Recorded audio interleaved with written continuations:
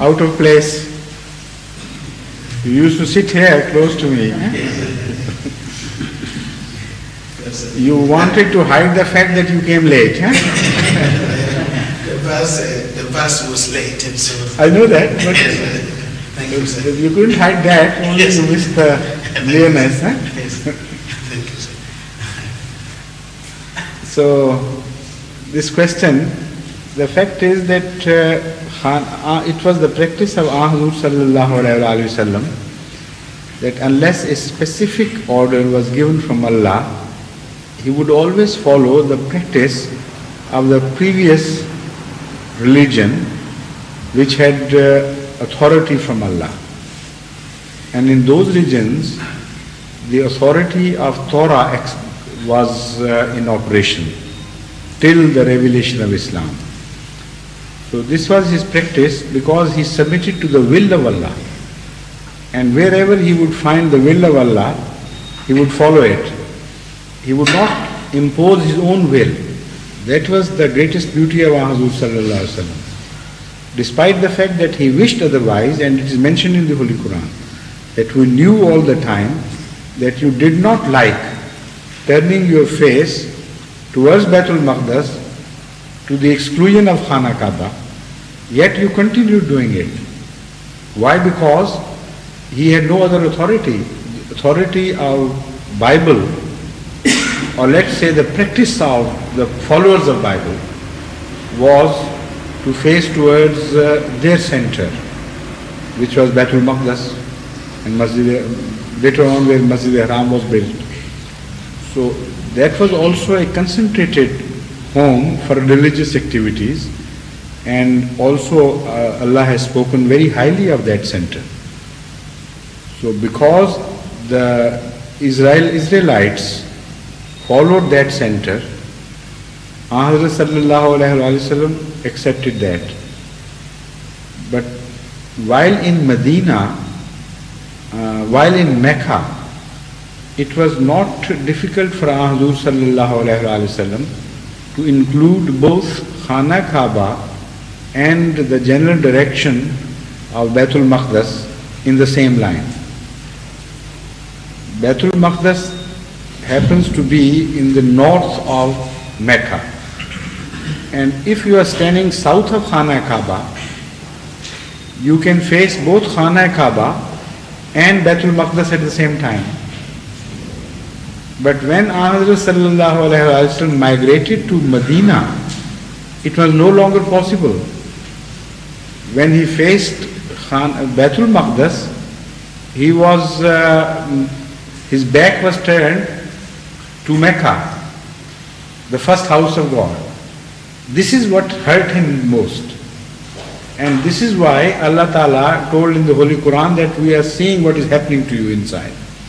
So out of your wish, and this is also the right path, now we are revealing that you can turn to that direction which was the first house of Allah. This is how it took place. And this is the philosophy why it happened so.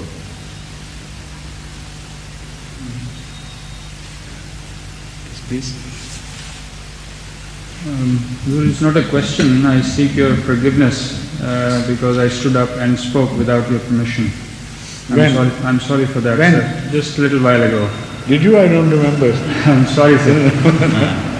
I don't remember at all. In fact, on this issue, on the issue of the illness of his wife, I beckoned you up to come and explain. No, I didn't observe. In fact, you did it at my behest. Now, Khokhar Sahib or Salim, who is it? Salim? Yes. Come on. You have also joined the company. Now, you are one of the three now. Thank you, sir. Sir, I have three questions really. Yes, this is what I meant. This is exactly what I meant. One question is very simple, but the answer could be complicated. No, I don't think so, because we use this common use of the words Ahmadiyyat and Islam. But both are the same. That's But correct. why we use this? When we say Ahmadiyya, we want to declare that our concept of view, our concept of Islam is the concept of Ahmadiyya. Because Islam has different concepts. Looking at Islam from various angles, it would change its complexion sometimes fundamentally. Look at Islam from the angle of Barelvi vision, and it would appear to be a completely different Islam from the one which is being observed from the angle of Wahhabis or Ahl Hadith. And now turn to the Ahl Quran and a new Islam would emerge. So Islam is only left one in name. Change the angle and a new panorama would appear before you. So leave the Sunnis out and go to the Shias, and the same thing will begin to happen there among their various sects. They differ so fundamentally with each other. So to tell the story of every difference held by the various sects is a very long process. But if you refer to your sect in name, what you do is you help the listener to form his view about your Islam. But because people also call you non-Muslims and this and that, so immediately you have to tell them that it's Ahmadiyya, that is the Islam. There is no difference between Ahmadiyya and Islam. All we mean is that Islam as viewed by Ahmadis. Yes, please. So the question is this, that is it permissible to pray for the idolater parents of one? The Holy Quran categorically rejects this, So if, prohibits you. Idolaters. yes, Yes, it's not permissible. not at all. So the one whose parents were idolaters, he prays in his prayers, the Wale Wale Diya. Well, Mu'minina. Yes. Yes. So what's? Yes, I would understand. you I know the please point. explain? Yes. This is the prayer. وَجَعَلْنِي مُقِيمَ الصَّلَاةِ وَمِنْ ذُرِّيَّتِي وَتَقَبَّلْ رَبَّنَا اغْفِرْ لَنَا وَلِوَالِدَيَّ وَاغْفِرْ لِي وَلِوَالِدَيَّ وَلِلْمُؤْمِنِينَ يَوْمَ يَقُومُ الْحِسَابُ. When he says walidayya, the word walidayya is applicable not only to his parents, but also to the parents and the parents. The whole forefathers are called walidain or walida. This word covers all the predecessors as well. But I tell you, no, I'm sorry. That is Abba. I'm awfully sorry. I mistook this word for Abba. Walidayya does not cover that. You're quite right.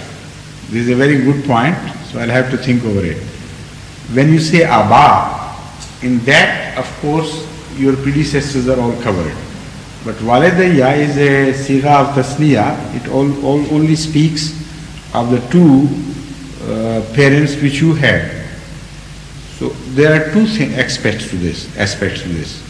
One is when you read the Holy Quran and go through this verse, then it is not a prayer which you make.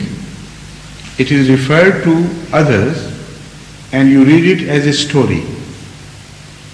The Holy Quran tells you that such and such person on so and so recited this prayer, so there is nothing wrong.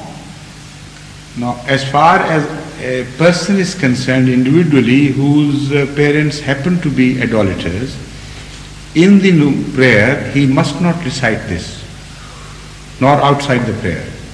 And the prayer can be complete without this prayer. This is a very fundamental point to be understood. If this prayer were obligatory, then this objection would be valid. But this prayer is not obligatory.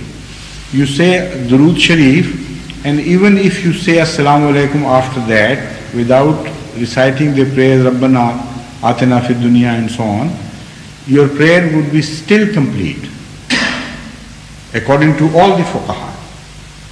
So these are prayers which are non